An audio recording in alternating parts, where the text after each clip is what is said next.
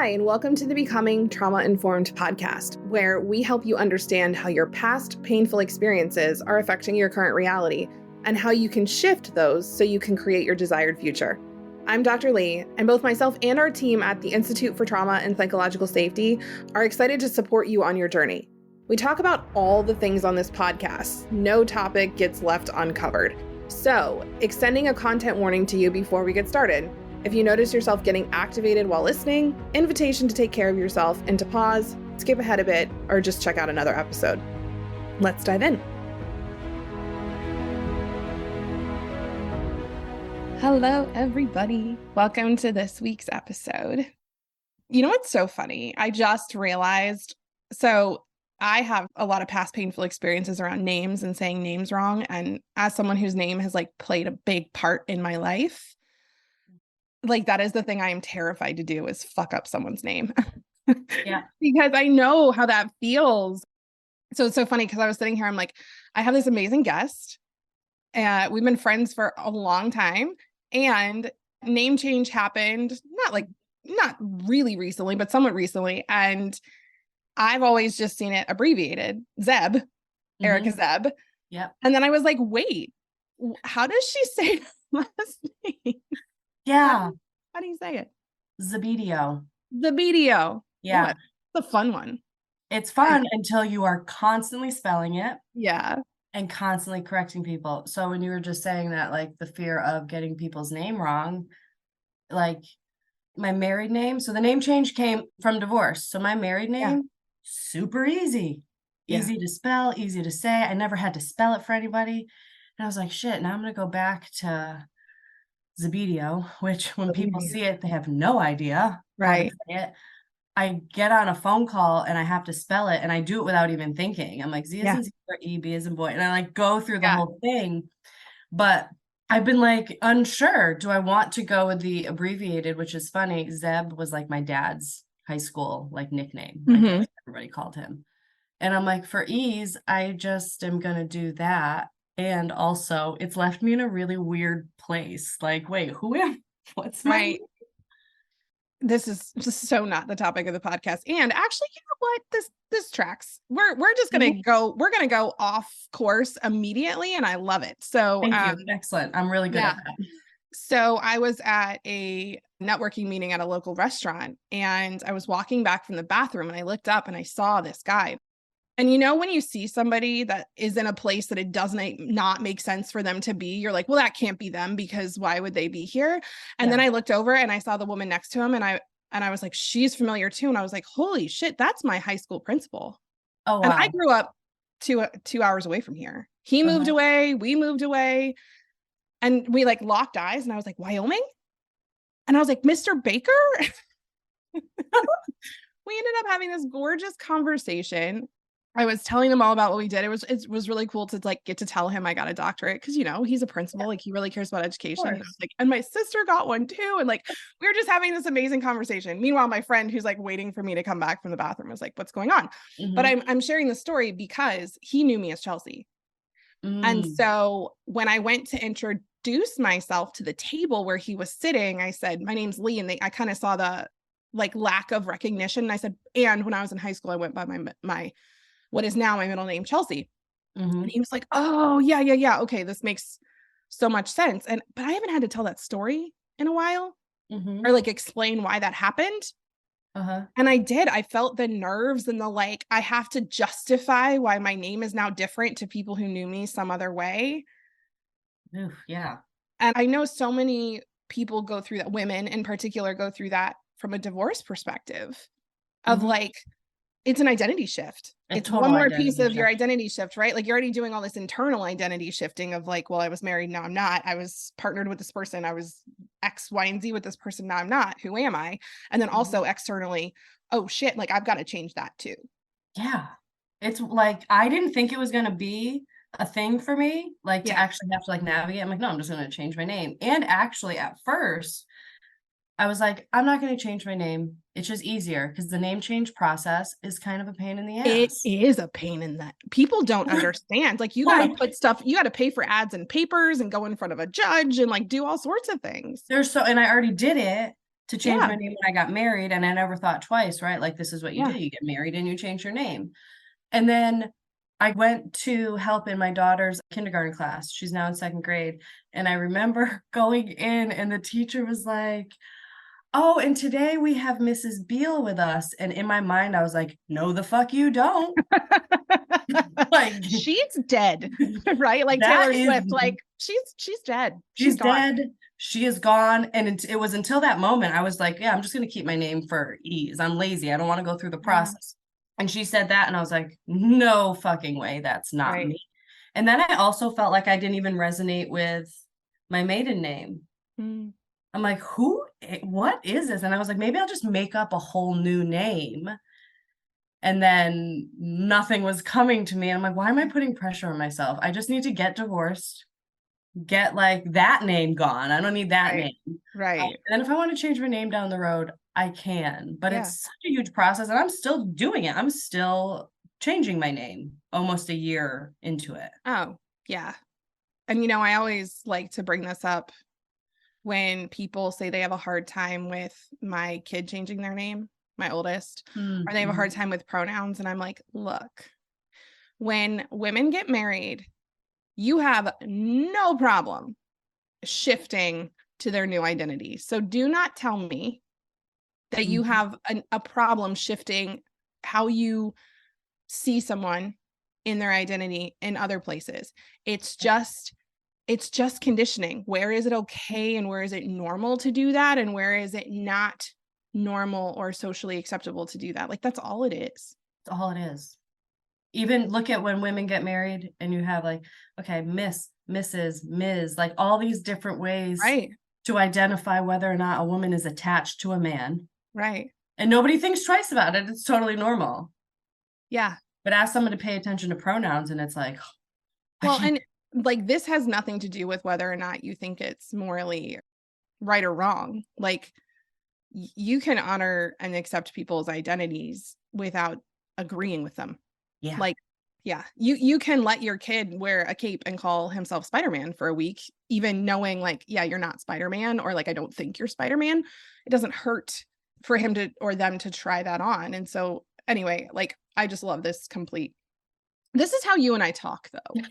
Yes. You and I are like, oh, we're going to be superficial for about half a second, and then we're just going to go right into it. So welcome to Erika and my friendship.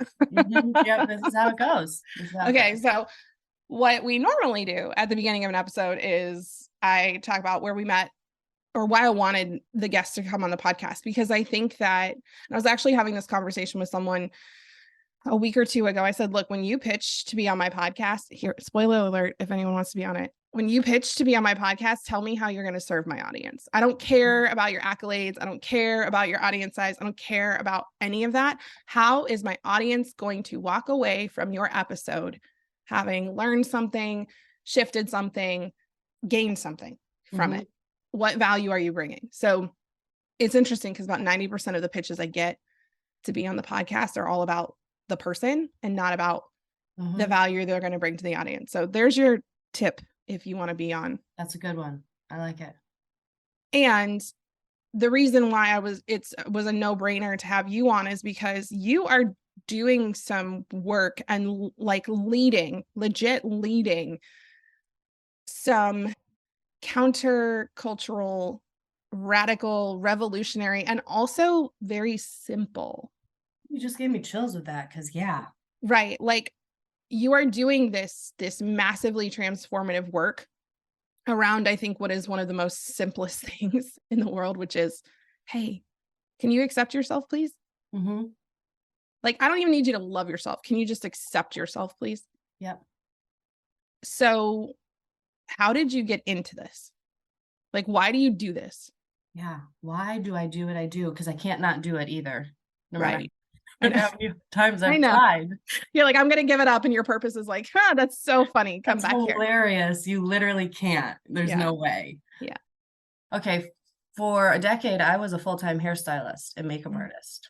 So I worked in the trenches, right, of beauty industry and the pressure that women specifically face to look, act, be a certain way. And when I was in that business, like I always felt like I didn't fit in a way. Like I loved my clients. I love these conversations. They felt super safe with me, which is now I'm like, that's like, if you want to compliment me, tell me you feel safe with me. And I feel like, oh my gosh. Oh, yes. Right. But these women, they'd sit in my chair and they'd tell me their whole fucking life story. There were times where they would tell me things and I was like, ooh, I don't want to be the keeper of that information. Like, I'm not ready for that. But I always felt like I didn't fit in this way of like, oh, what's going to make you look younger? How can we make your face look thinner? And I always had this little voice in my head, like, oh, I don't know. This just doesn't, even though I loved it, even though it's all I wanted to do. And then I have rheumatoid arthritis. So the pain from that was a big reason. It was the reason why I left that career behind. And then I found myself pregnant with my first child. And I was like, all right, I guess I'm going to do the stay-at-home mom thing, right? Like I left this career behind. I was devastated. I didn't have the tools or even the awareness to know how to even navigate something like that. Mm-hmm. Essentially, I was retiring at 29 because of my health. And that was a whole mind fuck. I was super independent. I like fought hard to not go to college because everybody wanted me to be a lawyer. And I was like, I want to do hair. And it was like, yo, that's only for people who don't know what they want to do, right? And I was like, I'm going to do it anyways. So baby me at 18 was still like making decisions, even though I didn't recognize it, making decisions for like myself and not what people expected. But then when I, got married and then got pregnant, and it was 3 months after I left my career. So I was like, I guess I'm just going to do the stay-at-home mom thing. I hated it. I hated it a whole lot. I was not cut out for it. I got really depressed, major like postpartum depression, anxiety, all of it. Because now here I was again, I like had this major life shift with my career and what I had built into being a stay-at-home mom. And I was like, oh, wow, this is not for me. On top of the fact that when I was pregnant, what happens? You gain weight, right? And I spent my whole life fighting that, like most of us. Hated my body, been on diets for fucking ever, starved myself, disordered eating, all of it. And now here I am pregnant and I'm like, what in the actual fuck is happening? I don't like it. My body is growing. I can't stand it. I'm home. I have nothing to talk about. I felt like I had nothing to offer the world at all. I was in a really unhealthy marriage and felt so alone.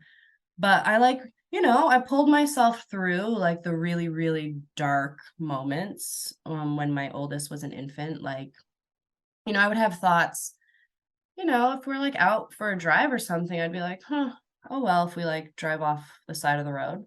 Yeah. Like that was a regular thought of mine because I hated my new life. I hated motherhood. So I was like, if I can't have my old life back, might as well not have anything. Right. And that's scary. That's a scary place to be in. Yeah.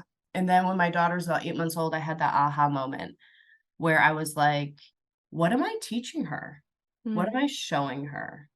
I was miserable. I was depressed. At the time, I thought it was because of my body, right? That conditioning was all still there. And I'm like, oh my God, I don't love myself because I'm eating a donut. Bullshit, right? But at the time, I'm like, what am I teaching her? What am I showing her? And I knew enough to know that I could say all fucking day long to this little baby girl, be confident, you're amazing, you're beautiful. But if I wasn't actively showing her that, like what that looked like, didn't fucking matter what I said. She's going to look at me. And I remember having the thought where I'm like, someday she's going to talk and like, she's going to look at me like, why is it okay for you to do that, but you want me to do this? Yeah. And I was like, fuck. So that was my big, like, I got to do this for her. And I didn't know what that looked like. And I didn't know what that meant. And I didn't have a business at this time. I was just stay-at-home mom, like just trying to figure out what the fuck to do next while being miserable. And I just started treating myself with love. I didn't like wait till I felt love for myself. I was just like, all right, well, I want to show her. So that means I have to take that action. And then the more I treated myself with love, I was like, oh, look at that. I actually don't hate myself. Ooh. Yeah, right? Yeah. Right. And doing things like, it was a hard stop for me too. At that moment, she was like 8 months old. I decided that she would never hear me say a bad thing about myself or my body ever. Never. And one thing about me is when I decide, I go like all the way in. So I could actually say 7 years later, she has never heard me say a negative thing about my body. And what that did, that like trained me too, right? It like rewired everything in my brain. And naturally I was like, I have to help other people. Like, this is too good. Accepting myself. And like you even said, not even loving yourself, because that sets us up for like some unrealistic, oh, I'm going to feel love for myself, particularly my body, which then gets wrapped up in this idea that like we've been conditioned to believe that self-love is actually loving how you look. Oh yeah. Right. Like No. Botox is sold to us as a way to love yourself. And Right. it's really just a way to love the way you look. But what happens when we strip back all of the conditioning about how we look and what it means to accept ourselves? What happens then? And what can change in your fucking life when you actually just radically accept yourself? All of you. I'm messy as fuck. I am emotional. I am all the things, right? That we're like told we shouldn't be and we have to be perfect. It's like, no, what happens when we accept ourselves? And then that led to like massive amounts of self-trust. And that right there is what fucking changes everything. Not even self-love, just self-trust. Right. And naturally, yeah, I had to just help the people. Like, I gotta like help other people with this. The squirrels went in 6 directions. Yeah, I mean, no, are you kidding me? Don't you dare apologize for any of that amazingness.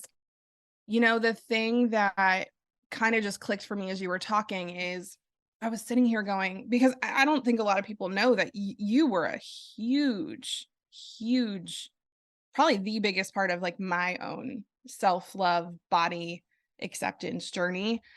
And for me, like starting to read books like, oh God, the Fuck It Diet and The Body Is Not an Apology and all of these things, it really radically shifted things for me. And as you were talking, I was actually reflecting. I'm like, when's the last time I said something negative about my body? And I was like, I don't think I have recently. And also, when people make comments about my body, they don't shift my mood, if that makes sense. Yep. So, like the other day, well, I'll go there. I was like getting in the shower, and my husband came up, and he likes what he sees all the time. Absolutely. And he's like, "Oh my gosh, you're looking," he's like, "I wanna make a comment, but, like, I don't wanna I know that, you're kinda staying away from the judgment piece." He's like, "But your skin is so clear. Like, you don't have any breakouts anywhere." And he's like, "It's so smooth." And I went, "Yeah, it's because I've been taking showers more and drinking more water." Yeah. But I wasn't like, "Oh, my husband likes my skin," or like, "Oh, somebody found my skin pretty and that shifts how I feel about myself." I felt excited because what he was pointing out was a result of me nourishing myself, Taking action to love taking yourself. care of myself, like things I was doing that had nothing to do with what my body looked like. And so it was a proud moment of like, I didn't do this to shift how I looked. I did this to shift how I felt, and not from a external validation perspective, but from an internal perspective. And so I've noticed since this move, I've been doing my makeup more and like putting on earrings and things like that, but I'm not doing it because it's like, oh, I'm doing this so someone else will love the way I look. It's like, I love wearing big hoop earrings and I love blue mascara because it makes my eyes really pop. And then when I'm looking at myself on Zoom, I'm like, oh, I like my eyes today. It's not gosh, I'm like trying to find the words for it. And do you know what I'm trying to say? I It's do. coming from the inside. Yeah. It's really hard to put into words. It's something I struggled with, like Yeah. telling people, like, how do you even put this into words? Because it's not like, I like that you brought up like the makeup and the earrings. Some people think that it's like, oh, you're telling me I'm wrong for wearing makeup. It's like, no, no, no, no. What Oh, we're not available to do anymore is come from this place of feeling like we need to fix ourselves in order to yeah. be seen.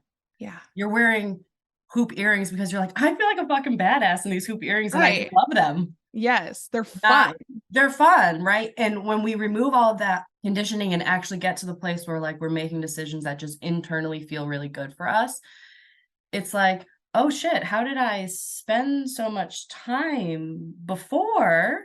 Like, we're not gonna make ourselves wrong for it, but it feels so liberating and freeing to just know that you are 1,000,000% worthy and lovable exactly as you are. And yes, we can do things that like activate us. For some people, wearing makeup activates them. For me personally, the physical feeling of makeup on my face is such a distraction, and it's so uncomfortable to me. Yes. Right? Like, thank you for saying that word right there, because, you know, you talk a lot about confidence, and I think I've shared my personal perspective on confidence, but the way I view confidence is it is when you are not distracted by yourself. Yep. And so for you saying like when it's on, it's a distraction. Okay, well then it's pulling me away from being myself and feeling like I can just be and not monitor or get distracted by how I look or how things feel. Mm-hmm. And it's so fascinating because that's why when I do my makeup, there's 4 things I do. I'm like, it's a swipe of blush, a line of eyeliner, a little bit of brow filler, and mascara. That's it. Maybe a pop of color on my lips if I'm feeling spicy. But like, I don't do any of the other stuff because you're right, it doesn't feel good. It distracts me. And it's something I noticed when I started doing photo shoots. When I had professional makeup artists doing my makeup, I would look at them and go, that's not how you're going to see me if you meet me on the street, though. Yeah. Yeah. You might not even be able to recognize me because I never wear foundation. I never wear bronze. Like, I don't do any of that stuff. And so it actually shifted the way that I started doing my photo shoots. I was like, look, I need bare makeup. I don't care if you can see wrinkles or lines or imperfections. Guess what? You're going to see them when you meet me in person too. Right. And taking those actions and doing that, it's one thing to think about, oh, I would love to do a photo shoot with no makeup or minimal makeup and actually do it. Like, that is the work.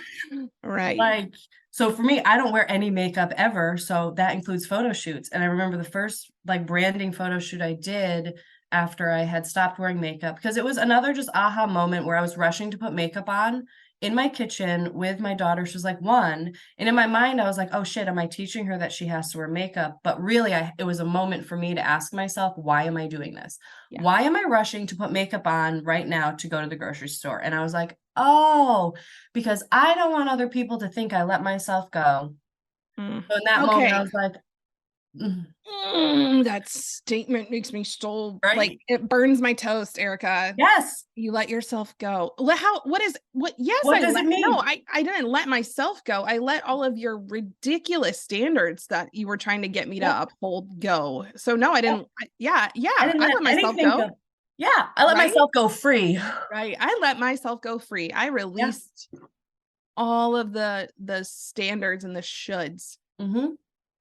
Yeah, I remember in that moment having that thought, it's because I don't want people to think I let myself go. And then I asked myself the question, do I think I've let myself go? And I was like, hell no. At that moment in time, I loved myself more than I can ever remember loving myself.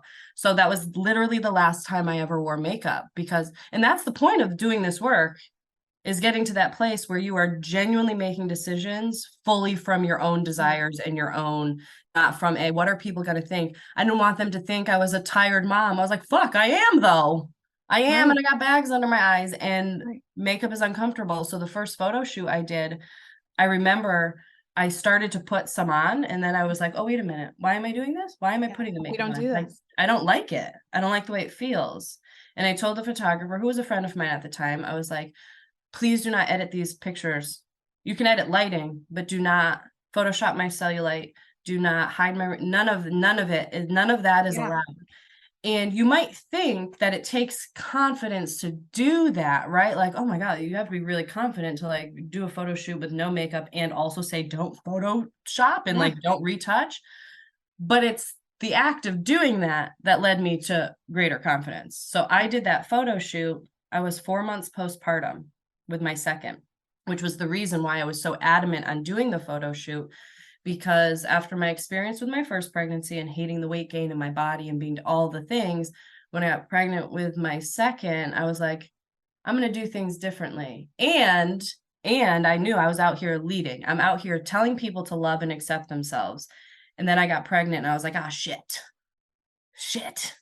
The universe is like, oh, you want to do that? Here you go. now you have an opportunity. You're going to gain weight again. Opportunity. Yep. Yes. And what are you going to do with it? And I was like, I can't. I'll be a hypocrite.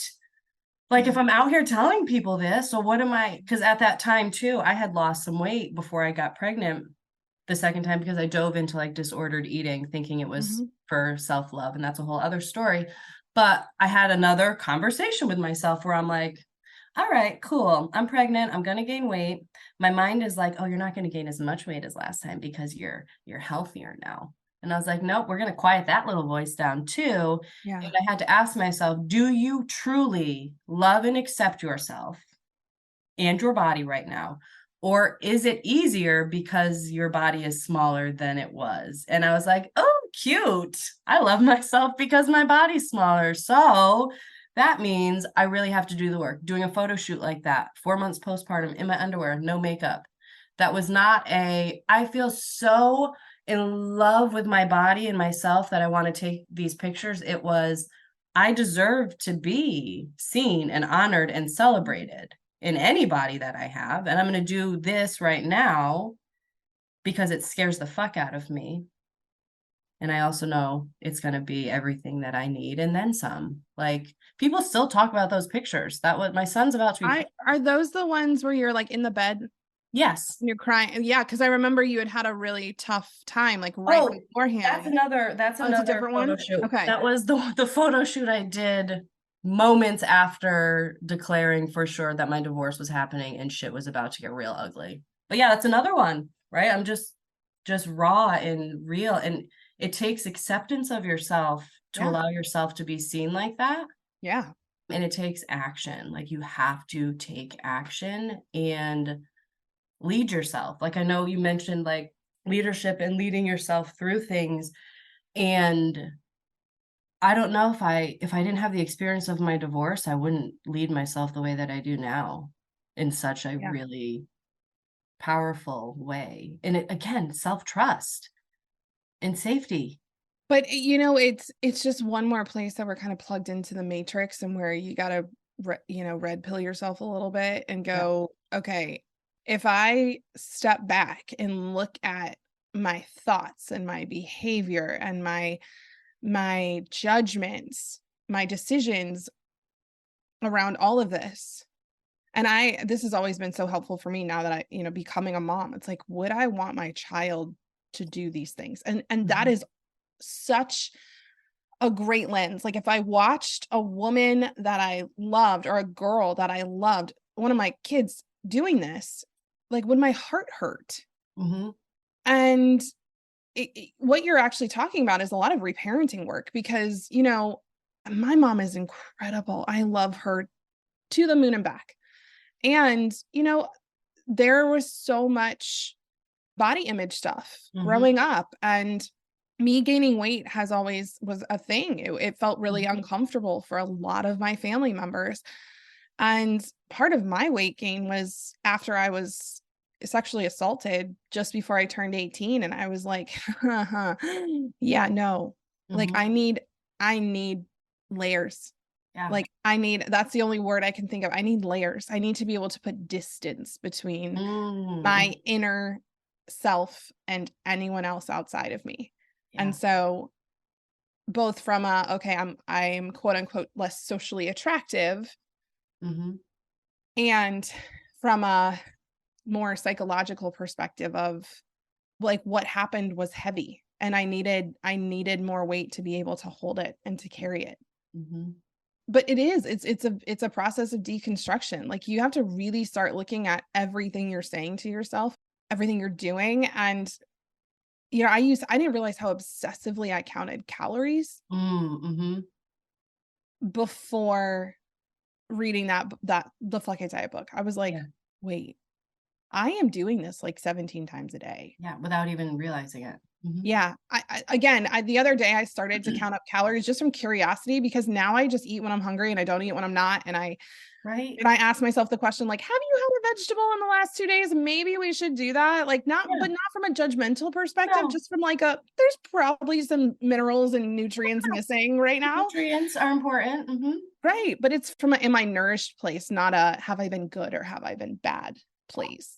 The moral, I don't even know the word I'm looking for. This good and bad though. When we look at food as Yeah. good and bad, when we look at ourselves for being good or bad for like that stays with us. That like Oh yeah. will influence everything you're doing. Yeah. And it's judgment. It's the opposite of acceptance. Like, and Mhm. I think that that felt really scary for me. If Yeah. I stop judging myself and stop restricting myself and just accept myself and approve of Mhm. everything I do, I'm going to go off the rails. Yep. I'm going to eat 10,000 calories a day. I'm going to gain 100 pounds. I'm going to do this. I'm going to do that. And all of those fears were, I had to look underneath of it. And I'm like, why do you, again, that self trust, why do you Yeah. not trust yourself to take care of yourself? Mhm. And the answer was, no one taught you how. Yeah. Not only did no one teach you how, you were actively taught how not to. Right. Especially diet culture and food in particular in our bodies, like, we are taught to outsource our body wisdom. We are taught that we Mhm. can't be trusted to know what to eat, when to eat it, how much, like, none of that. Right. And it starts so, like, my kids are little, 7 and almost 4. And yeah, so much of this has been reparenting while I parent. Like, I'm seeing what do they need? What did I need? But you watch this happen. You see babies, right? And they need to be fed and you want them to be fed. And when they're chubby and fat, they're cute and oh my gosh. Mhm. And then all of a sudden, as they get into toddlerhood and they're starting to eat, solid foods and all of that more regularly, now we shift into like this hypervigilance with what they're eating, when they're eating, how much they're eating. Yeah.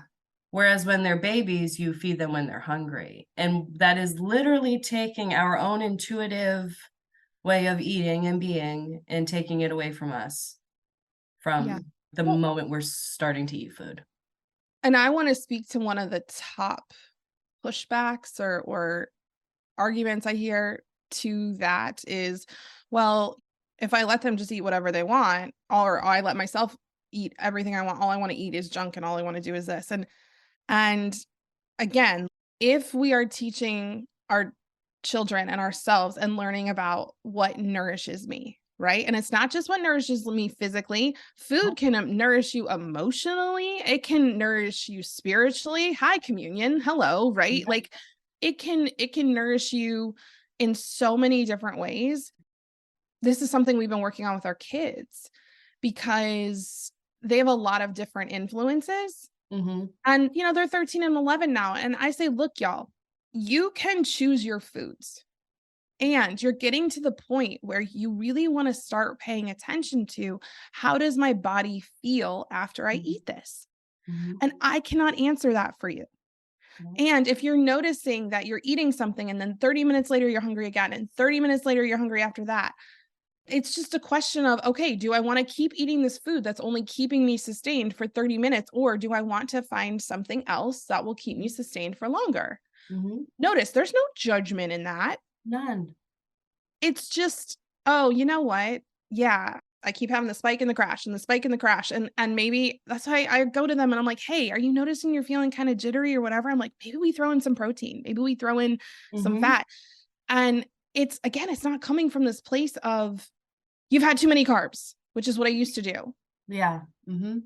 Now it's okay, we've been eating carbs for the last 4 things we've eaten. How's your body feeling? Oh, Mhm. you feel like trash? Cool. Let's throw in something else. Yeah. No judgment, just like You didn't do anything curiosity. wrong. You just Yeah. you didn't do anything wrong. Nothing. Mhm.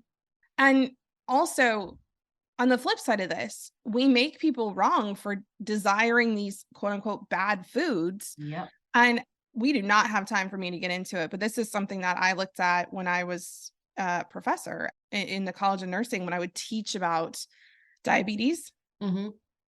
and heart disease. The levels of diabetes and heart disease in our country actually massively increased right around the end of the 1960s, early 1970s, and it had nothing to do with how much we were eating or Mhm. any of that. What it had to do with is we actually started taking fat out of foods. We Mhm. demonized fat and we Yep. demonized the filling parts of the nourishing parts of food. Mhm. And then in order to, well, food tastes like shit if you take out all the fat. Yeah. So we added in sugar and sugar substitutes, Mhm. which are cancer causing and hormone dysregulating and all of the things. And so it's like, again, I'm not demonizing it.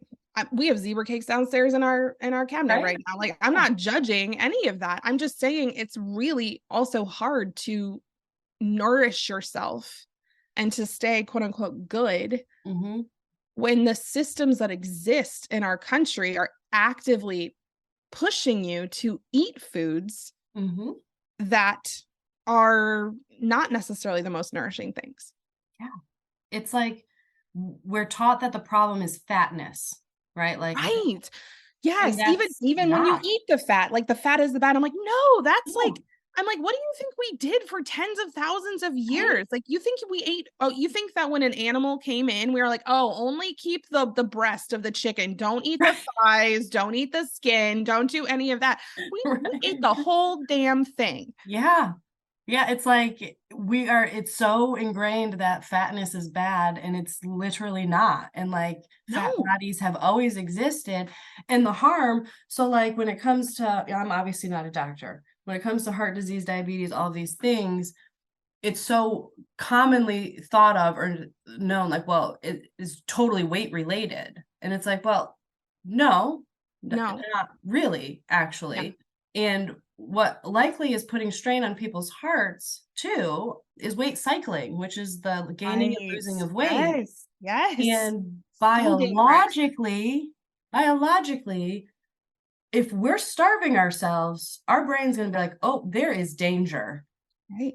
And then diet culture says, oh, no, it's your willpower and it's your self-control. And it's all pointing the finger at you, right? You're wrong. It's all about shame and blame, when really it's your body doing what it's meant to do and protect you. So then it starts shutting down like whole organ functions. Your digestive system might get whacked, your reproductive, and you're holding on to fat and you think you've quote unquote plateaued. And it's your body just preparing for the next time it's in a famine state. Yeah. Yet we're still told that fatness is bad. Right. It's wild. This is a place that I got really passionate. And actually, I did my doctoral project around hyperglycemia in bone marrow transplant patients and creating a evidence-based plan for our patients. And when I suggested that we allow some patients' blood sugars to ride higher because of specific things that like were necessary for that patient, you would have thought I just said to inject bleach into people's veins. Like they were like, we can't. And I'm like, listen, you're missing the point. Yeah. I remember the snack cabinet at work for their patients, and it's Sprite, oatmeal, toast, all of these processed, simple sugar, carb filled foods, which again, not wrong. Yeah. And our hospital was actually sponsored by a very large soda company. So we had those machines that was free for the patients. And so what was so fascinating is we were like making these patients feel bad for coming in and not being able to control their blood sugars. And then we were like, hey, we know you're nauseated. Here's some foods that spike your blood sugar. And so the whole thing started to feel so off. And, I think bringing this back to the leadership piece, for so many of us leaders, I think that we have been taught to accept systems and conditioning instead of ourselves. Yeah. Oh my gosh. Yeah. Like, trust the system. Don't trust yourself. And as leaders, it's really our job to be like, okay, no, I'm going to question the fuck out of the system. Yeah. And trust myself. Yeah. And I just see evidence of that in your life in so many places, like in your marriage and in your business and in your relationship with yourself and in your parenting and all of these places and spaces. And like, I guess my question for you would just be, I know the answer to this and I want the audience to hear it. Okay. Is it hard and is it worth it to do that? Yeah. 1,000,000%. Is it hard to like trust? Is it hard to like to really lean on that self-trust instead of the systemic trust? Yeah. And is it worth it? And how or why? Okay. It's super fucking hard. It's super hard. You. Yeah. There's no way around it. I can maybe make it look easy because I just do it, but it's super fucking hard and 1,000,000% worth it. like 1,000,000% worth it. And for me, what makes the hard easier is support and safety and finding your people. So a lot of this like unlearning and moving away from the systems and really starting to question and really coming back to like, but what do I know? Like, how can I trust myself? I don't have to follow this. Is having support and like people who are also on that similar, because otherwise you're going to feel crazy. You're going to feel wrong. You're going to feel like of course, you're going to feel like you're doing something wrong because you've been taught it was wrong. So for me, it's always been like leaning into, support in other people and having people honestly tell me, like when I was going through my divorce, and I mean, it was so high conflict and so intense that like, yeah, I trusted myself. And also I needed to be reminded often. Mm. Like, yeah, girl, you can trust yourself, of course. And I'm like, all Mm. right, whew, you're right, I can, because whew, is it Yeah. hard. And to like build a life and a business and live a life that the average person doesn't understand. I do a lot of asking myself, like, okay, am I afraid to do X, Y, and Z because I'm genuinely like scared of it, or there's like some danger, or am I afraid of somebody else's perception of it? Mhm. And it's almost always, "Oh, I'm afraid of somebody else's perception of it. Yeah. So shit, guess I gotta do it anyways." It's so annoying. It's so annoying. Like, thank you for speaking on that because I think it is really hard because once you start to trust yourself and you start hearing that voice being like, mm-mm, Mhm, or like, yeah, do it anyway, even mhm, though so and so is really not going to like this. mhm, It is really annoying. I don't want to listen to her, you know? And the part you said, is it worth it? Absolutely. mhm. 1,000,000%. Like, I can even say my divorce started September of 2020, so Mhm. 3 years. And when I think of, like, how much has changed my life in 3 Oh, years, yeah. I'm like, how did I do this? How did I do this? But I'm living in my apartment, my post-divorce apartment that I made happen. And I'm like, I laugh sometimes because I'm like, oh, on paper, right? It looks like I wouldn't be happy with my life based on like what quote unquote they told us we needed. Like 2-bedroom apartment, 10-year-old car, divorced, single mom, late 30s, not thin by society standards, all of these things. And I'm over here like, oh my God, I fucking love my life. I Mm. fucking love my 2-bedroom apartment and my 10-year-old car and all of these things that I thought I needed or should need or want actually weren't it for me. Yeah. And now that I'm like, it's so beyond worth it, even though it's really hard and continues to be hard. But like life, I think for me and like a lot of work I do with clients is that we're not doing toxic positivity. We're not doing this like, oh yes, life is wonderful and I made all these changes and everything is great. It's like, no, that's not realistic. It's gonna be hard. There's gonna be fucking shit shows throughout your life. How do you move through it? How do you lead yourself through it?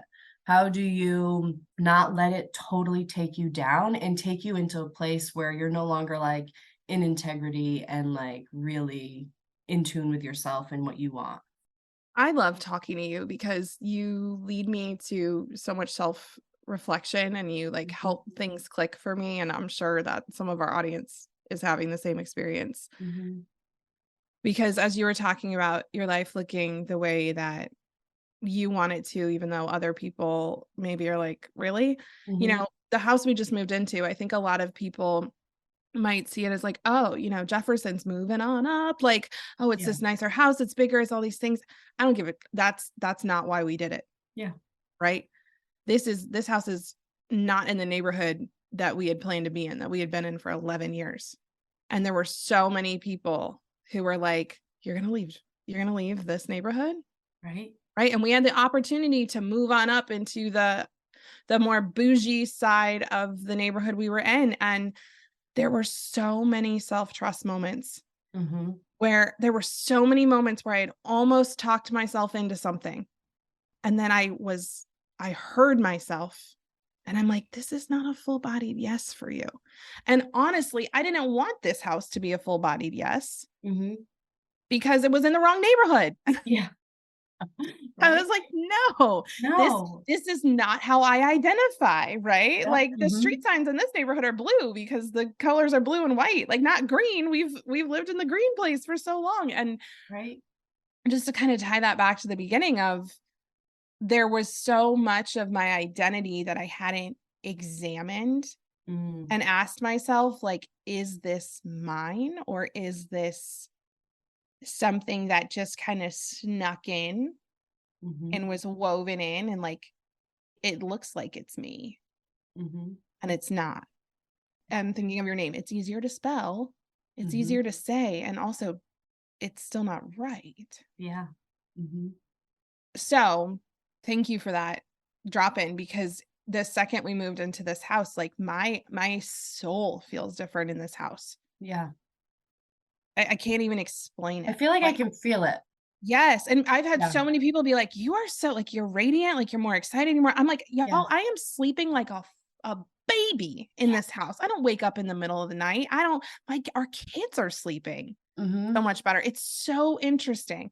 Mhm. So, at any rate, I just appreciate you sharing that. And this is a perfect segue to kind of wrap up around sharing what you do because you and I have had the conversation before of how it's kind of hard to talk about what you do. Yeah. And I love that we just kind of it's me Mhm. and it's not, right? That I'm thinking of your name. It's easier to spell, it's Mhm. easier to say, and also it's still not right. Yeah. Mhm. And so, like, thank you for that drop in because the second we moved into this house, like my soul feels different in this house. Yeah. I can't even explain I it. feel like I Like, can feel it. yes, and I've had Yeah. so many people be like, "You are so like you're radiant, like you're more excited, you're more." I'm like, Yeah. "Y'all, I am sleeping like a baby in Yeah. this house. I don't wake up in the middle of the night. I don't like our kids are sleeping so Mhm. much better." It's so interesting. Mhm. So, at any rate, um I just appreciate you sharing that because and this is a perfect segue to kind of wrap up around sharing what you do because I don't you and I have had the conversation before of how it's kind of hard to talk about what you do. Yeah. And I love that we just kind of evidenced it a little bit Mhm. because really you talk to people and you ask questions and you are yourself and then like there's just some natural processing that happens for the other person on the other Right? side of that. Like, you're giving me chills, thank you, because I just had this conversation this morning with somebody. I went and met with an old friend to use her space to do, like, some in-person things. Yeah. Because 'cause I'm like, I'm trying to I said, "People walk away from conversations with me, even casual ones. I can meet somebody at the fucking gas station, and they walk from away from a conversation with me, and they're like, 'Oh, I got a lot to think about.'" And Yeah. I'm like, it's just what happens in conversation, um, with me and why it is so hard for me to, like, put into words what actually I do and what happens. But it comes from me being so vulnerable, and Yeah. I create this bubble of safety, like, just by existing the way that I do. So thank you Mhm. for reflecting that, 'cause I do I love to see the light bulb moments and the people like, Right. "You just made me think, like, big time with that I one." know. And I really appreciate, people who do that because I have been told that that's something that I do too, and it's Mhm. so nice to get it back because I'm like, "I Right? want some light bulb moments, come on." Please. Yes. Yeah, so thank you for that, and, we're gonna make sure that your information's in the show notes so that people can connect with you. I know you have groups that you run, you have one-on-one offerings, like, people Mhm. like, you have a lot of ways that people can kinda play in your space, right? Yes. Lots of ways to play in my space. And I know shit, you follow me on Facebook and I'll probably set off a light bulb with a little post. Yeah. I'm good at that. I brag.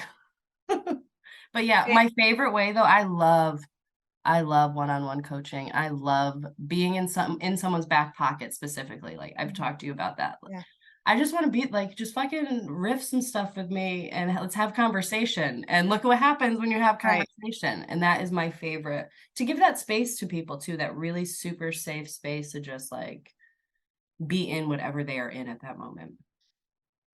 I think we underestimate, going back to that whole, surrounding yourself with people who are on the same journey you're on and who are looking at life in a way that you are desiring to look at life. I don't think we really just talk about the importance of that. And that's something that I've been leaning into this last year of who am I surrounding myself with? And also, who am I intentionally, paying to be in spaces with them not because of what they do, but because of who they are and how they be in the world. And that has shifted a lot for me. And so that's something that I think a lot of people get from your space too, is just, you're getting to be around somebody who is being how you want to be. And that rubs off. It does. Oh my, it totally rubs off. It's like you can feel the freedom. Yeah. And the last thing I want to say to you, because I was just thinking about how I feel in this house, I feel such a difference in your energy in this space as a single mom now. Like, I remember a couple times sending you some DMs and being like, don't you dare stop. Like, don't you dare throw in the towel around this, because I will come find you. I remember one specifically, and I was like, girl, I was just the other day in a really dark place when you had sent me a message like that. Yeah. I was like, please do not stop, because I see, again, you put yourself out there to be seen. And I was like, I see you, and you deserve to be the way you want to be. And like, just again, having people like that in your back pocket, and then also having people like that as your friends, that you're going to have each other, like, that is it's so crucial. One of the biggest shifts that like pandemic COVID brought for me socially, yes, we weren't around people, but it was my opportunity to step back and be like, who am I making myself available for? And I decided in that time to, from now on, only make myself available for people I feel safe being my full self with. Clients, partners, friends, all of it. And it changes everything, because I'm like, oh, wow, I was doing that cute little masking thing and being like who everybody wants me to be. And I had my therapist reflect it to me, well, it was a while ago now, but she's like, you're actually like doing that. You are actively surrounding yourself with people you feel safe being yourself with. Then the more evidence and the more time we spend being ourselves in a way that feels like we can let all the armor and masks off, then you're like, I want more of that in my life. I don't want to armor up. I don't want to mask up. I want more of that. And then you get intentional about your whole circle of people only being. Yeah. And you know what? We're going to have to do a second. We could go on forever. I was like, we're going to have to, no, I'm saying we're going to have to do a second episode on that, because I think that that's the next piece of it is, as you start to accept yourself and you start to not be distracted by yourself, you're going to start seeing things in your external environment that you're like, wait a second. And so I'm just going to tease the audience with that. We'll come back at some point and have that conversation, because again, from a leadership perspective, that is hard. That is hard. I think we can talk about relationships where you go, this is not working for the version of myself that I want to call forth. Yep. And what the heck do you do about that? Because you had that experience and ended up divorced. I had that experience with TLC, and we're on the tail end of working through all of that and staying together. And I think for both of us, it was gnarly as it was gnarly. So I think we get to come back in a couple months and have that conversation, because I think it's an important one. So, okay, everybody listening to this, I'm bossing you around. Go follow Erika and go work with her, because she's awesome. And thank you so much for joining us, and we will see you next week. Bye, y'all. Thank you so much for listening to today's episode. Invitation to head to our show notes to check out the offers and connections we mentioned. Or you can just head straight over to institutefortrauma.com and hop in our email list so that you never miss any of the cool things that we're doing over at the Institute. invitation to be well and to take care of yourself this week, and we'll see you next time.